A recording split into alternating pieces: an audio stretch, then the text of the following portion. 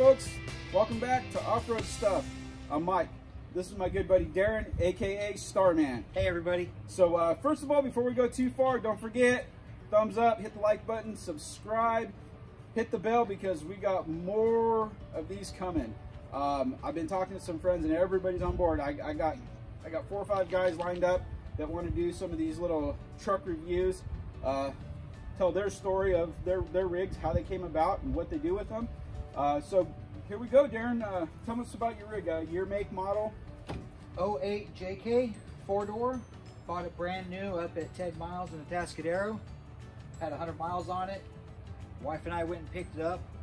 Drove home the back way through Margarita and all that, out Pozo Road, and dented every plastic corner we had to see what it could do. That's a heck of a test drive there. Hey, I went up to buy lawnmower parts. Oh, geez. And they were on vacation closed, so I drove by the car dealer and came home with this instead. There's always a story. There's always a story.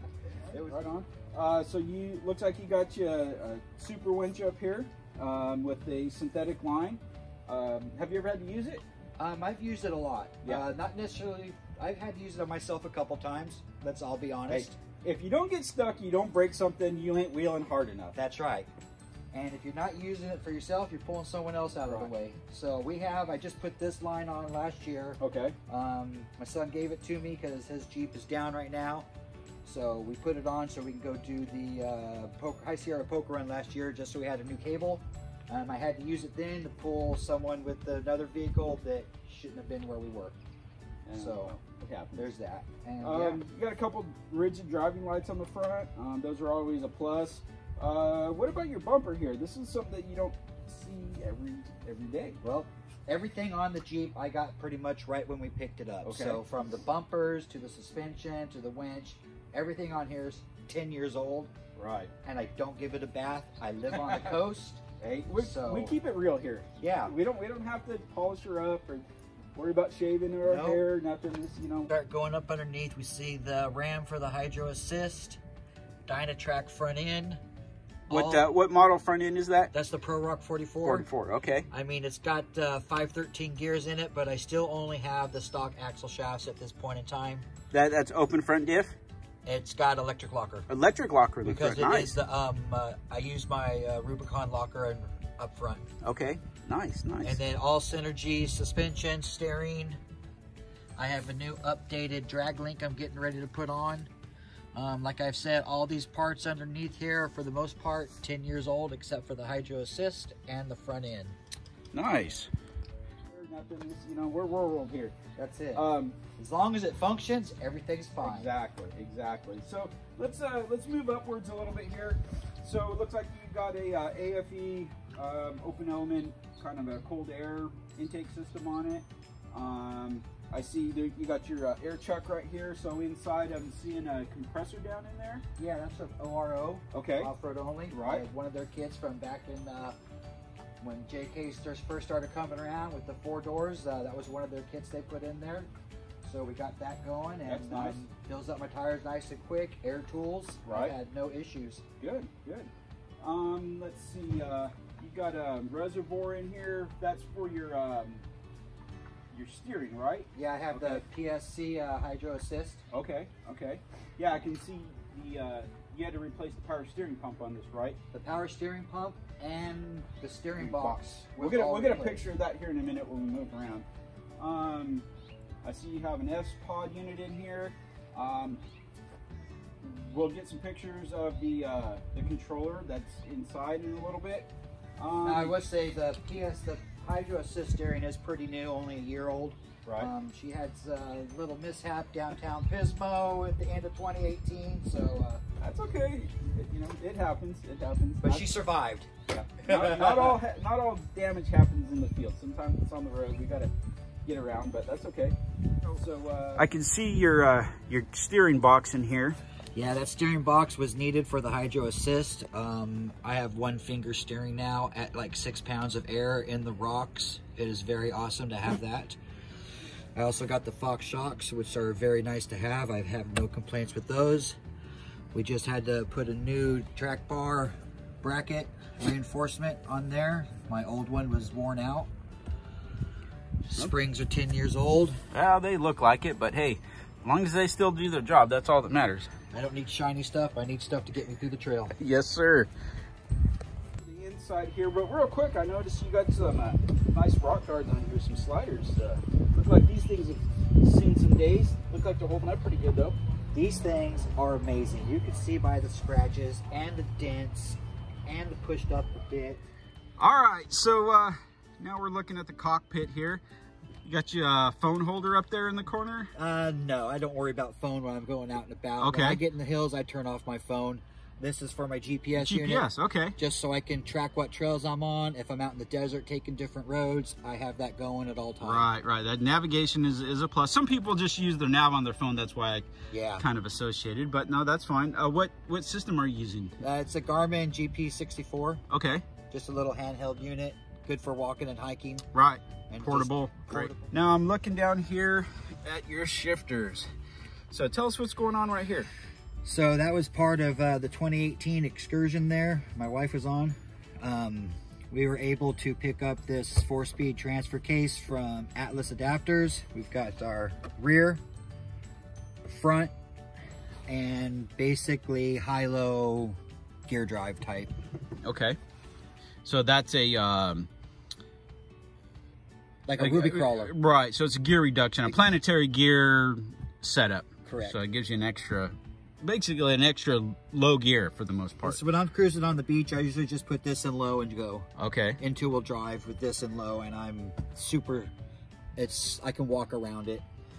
I just leave this in high if I'm just cruising around, no worries, but for the most part, I just move this when I'm on the beach. if I'm remembering right, you could actually put this in front-wheel drive. Correct.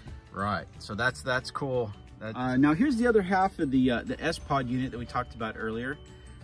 So that's kind of nice. It's up, it's out of the way.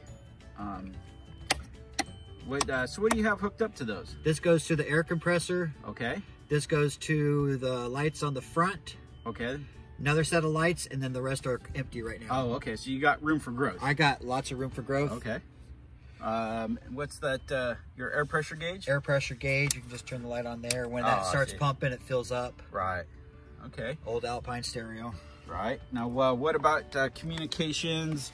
Communications at this point is my old K40 radio. Okay. And if I need to, a little bit of extra power. All right. In case we need to reach out and touch someone. If we need to reach out and say, hey, what are you doing? Yeah. Or, you know, sometimes, hey, you break down or somebody you with is broke down. You got to reach out and get some extra parts or a little extra help. Yeah. Sometimes you got to get that to get out of the hills or whatever. So that just keeps it out of the way. Cool. All right. So what do you got here for wheels and tires? We've got Falcon Wild Peaks, my second set. I was running some other mud terrains, and there's this part on Ducey as you're climbing up the big slick rock as you're entering Ducey by Courtright. My Coopers would spin more. Okay. I wouldn't get as much traction. And since I was driving this thing for the first 10 years back and forth to trails, I needed a little bit better street tires, so I picked up the first set of these. Next year I went up that slick rock all the way to the top. I didn't have no tire slippage. Right. And I felt a lot more comfortable on the rocks and the granite with this tire. And then we have some Raceline Avengers, 17-inch. True bead locks? True bead locks. Matter of fact, I think I was there the day we put these together. Yes. Yes. And I was excited like a new baby papa there. Yeah. But tell everybody how fun it is to put all these bolts in there. When you're not expecting it, and you have 5 wheels and tires put together, it's a chore. Yeah. So there's pros and cons to these things. They're nice because you're not gonna roll a bead. I have not rolled no bead. I've been down to 4 pounds. But the downside is if something happens and you got to change one of these things on the trail, or I've even heard guys trying to find shops that will deal with these things. Yes. Sometimes they don't want to do too much. Just be prepared, because this isn't real quick. One thing I like about these is make sure when you're putting them on, you get them all at the same, because you'll be driving down the road and all of a sudden you pop ahead.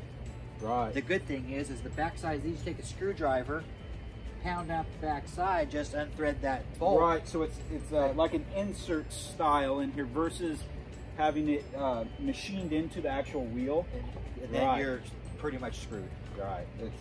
It's not fun to get those out when they're broke if it's a machine into the wheel. So that's kind of nice. Carry extra bolts and the inserts. Right. Okay. All right, Darren, I noticed these little hood latches that you got on here. Tell me about these real quick. Wife and I are going on our honeymoon to Vegas. Diesel trucks coming our way. Stock latches for this couple years were super rubbery, and my hood was just flapping from those diesel trucks coming. Right. So as soon as we got back, I found these online, Drake Industries or something like that, I believe. Drake is what it was. I think you're right. And I purchased them and loved them ever since. The hood don't move. Nice. 10-year-old cable, everything still works. Little WD-40 every now and then. Right. Living on the coast. So basically, you just push the little button on the front. It has a little detent ball right here that it releases internally. And these are fully adjustable. They're like just a little Heim joint, basically.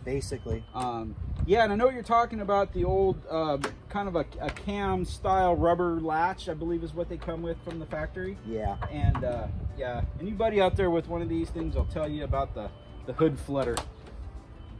So those are nice. All right, Darren, so let's see what you got going on the back side over here. Obviously, you got a full-size spare matching. Looks like you got spot for a couple of jerry cans on either side. Yeah. Got a high lift down here. Those are always handy. I carry one. I know some people don't like them. They say they're sketchy and they can be dangerous if you're not paying attention. But you know what? Those are so universal. So universal. You can use it to pull yourself out of someplace if you got the right cables. You can use it to pull fence line, whatever. I mean, it's a very useful jack. One of my other videos, I showed how to use it to break a tire down. I did a video. If you guys go back, because I know you guys all subscribed. Don't forget. is doing like a trail side fix. Right. So if you had to take, say, somebody needed your tire because of the size versus what they, they've used theirs up already. And they need your tire because their wheel load's not going to match. Exactly. So they can't use your wheel. Exactly. So I kind of did that scenario, but I also showed just a brief clip on using the high lift to break the bead on a conventional rim, so that you can take it off, put it on the right rim so that the other person can use it to get home or whatever. Right. So anyways, looks like you got a swing out unit on here. Yeah, how's this guy work here? It's a rock hard bumper. Okay. With that all right. out. I've never had any issues with it. That was nice and smooth. Yeah. Cool. So does the bumper and the tire carrier, that's all part of the same That's unit? all one big unit right there. Right. Okay. That's nice. And you got your antenna up there. Yeah, I welded. Actually, this part right here didn't. Right. So this. I put this on here to put my antenna mount. All right. A little fabrication going on. Yeah, a little fabrication. All right. So what do you got? Looks like you got a little shelf up in here. Carries a few bags. What do you usually carry in those bags?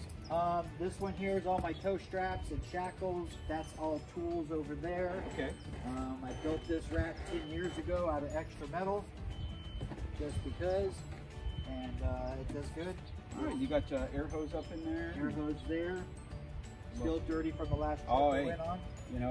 Fine. That's how they stay. They stay dirty. Yeah. This ain't no Princess Jeep. Just use them.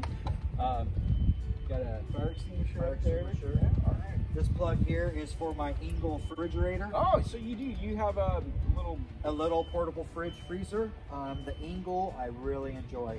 Good. I'm gonna have to talk to you a little bit more about that because that's something I'm looking into doing on my setup. Yeah, I really like it. And honestly, I like it better than the ARB. Really? Just to me, the last ARB I used, I didn't like as well as I did this Engel. That's good to And know. I'm almost thinking of getting the second one so I don't have to carry any ice whatsoever for anything. Right. No, that's always a plus. Because then you can take ice cream on those hot trips. Right. Yeah, that's a nice little dessert on a hot trip. But the nice thing is, like you said, you don't have to worry about ice. Not that it's a big deal, but man, when you're out on some of these trails and that ice is about half melted, you listen to it sloshing around in the ice chest. And you know your beverages are in there and Right. you're not hearing this, yeah. Either that or something gets turned upside down, opens up, and now you end up with like ice soup in there and That's everything's it. Yeah, so no, definitely I'm looking into that. So right on. Well, is there anything else that I've overlooked on here? Looks, I think we've pretty much covered everything. Only thing next I want to do is yeah, what's get your a full future? rack on the Oh, top. right, we talked about that a little earlier off The camera. Garvin Wilderness Rack or the Gobi Rack. They're only a couple $100 apart from each other, so that's basically it. So I can put it on a different antenna mount to get better transmitting and receive. Plus, go ahead and plans are to throw in a rugged radio. Okay. That in here and in my tow truck. Right. Now with the above rack, what's the intent with that besides for your so radio when antenna? we go out wheeling in this, my back seat's full, this is full, my ice chest pretty much, or Your fridge. my fridge fits pretty much right here, my barbecue on top of that. We've got the back kind of seat packed up as high as a headrest, so I want to put all my lightweight stuff on top. Tent, clothes bags, sleeping bags, anything that's lightweight, the cots, anything like that, up on the top. Right. That way if I do want to take one of the kids or grandbabies down the road coming down, throw them in the back. Right. Just and, frees up a little bit of room. Frees up some room. And I'm sure it probably makes things a little easier to get to. It does, because when in the back you want to have your snacks for the day, make a sandwich for the day when you're going down the trail. You don't want to be having all that stuff in your way just to get to the bread or whatever. Right. So having that stuff up on top will make life a lot easier. Good. Well, Darren, thanks for the interview, buddy. No problem. And you know, there again, guys, hit the like button, subscribe, share, be safe, and we'll see you on the trail. Pack it in, pack it out. Hey, take more that you brought. Exactly. All right. That's what this is right here. Oh. Garbage from Coyote Lake.